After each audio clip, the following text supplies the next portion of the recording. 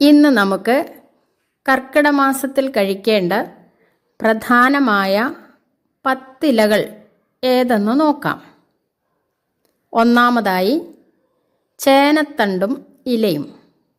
ഇതിൽ ധാരാളം നാരുകളും കാൽസ്യവുമുണ്ട്.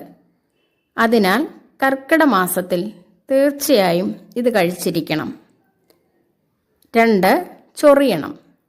ഇത് പറിക്കുമ്പോൾ ഉള്ളം കൈകൊണ്ടോ കയ്യിൽ എണ്ണ പുരട്ടിയോ വേണം പറിക്കാൻ. ഇതിൽ ധാരാളം ആസിഡുകൾ അടങ്ങിയിരിക്കുന്നു.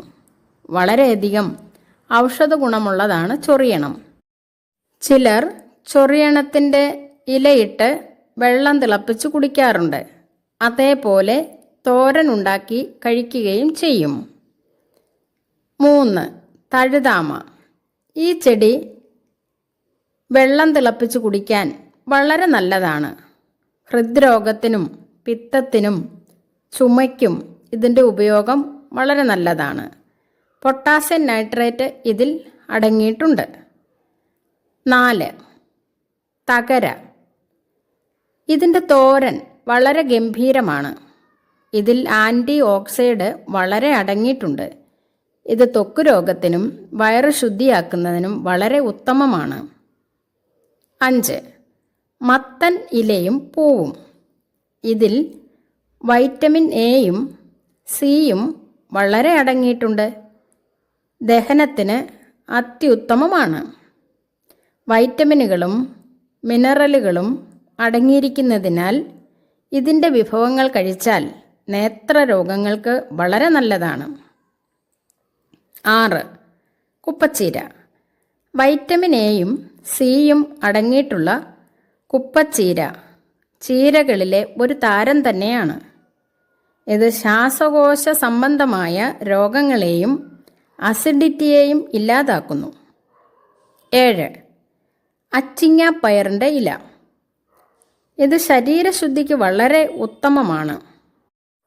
അമിത വണ്ണമുള്ളവരുടെ ദുർമേധസ്, കൊളസ്ട്രോൾ ഇവയെല്ലാം ഇല്ലാതാക്കുന്നു. ധാരാളം പ്രോട്ടീനും ഇതിലടങ്ങിയിരിക്കുന്നു. 8. കുമ്പളത്തിൻ്റെ ഇല. ഇത് രക്തശുദ്ധിക്കും രക്തസ്രാവം നിയന്ത്രിക്കുന്നതിനും വളരെയധികം ഫലപ്രദമാണ്. കുമ്പളത്തിൻ്റെ ഇലയിൽ അന്നജം അടങ്ങിയിരിക്കുന്നു. ഇത് കഴിച്ചാൽ ബുദ്ധിശക്തി വർദ്ധിക്കും എന്നതാണ് പ്രാധാന്യമുള്ള കാര്യം. 9. ചെറുകടലാടി. ഇത് ഔഷധമൂല്യം വളരെയുള്ള ചെടിയാണ്. ചെറിയ കുട്ടികൾക്ക് വയറുവേദനയ്ക്ക് പാൽ ചേർത്ത് കൊടുക്കുന്നത് ഉത്തമമാണ്. 10.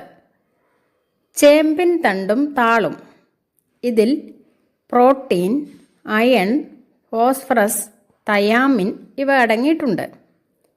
കൊളസ്ട്രോൾ കുറയ്ക്കുന്നതിനും ദഹനേന്ദ്രിയത്തിൻ്റെ ആരോഗ്യത്തിനും കുടലിലെ ക്യാൻസറിനും വളരെ ഉത്തമമാണ്. വിശേഷമായി കർക്കിടക മാസത്തിൽ കഴിക്കേണ്ട 10 ഇലകളെക്കുറിച്ചാണ് നാം ഇന്നിവിടെ പറഞ്ഞിട്ടുള്ളത്. മുരിങ്ങയില നമുക്ക് 11 മാസവും കഴിക്കാം.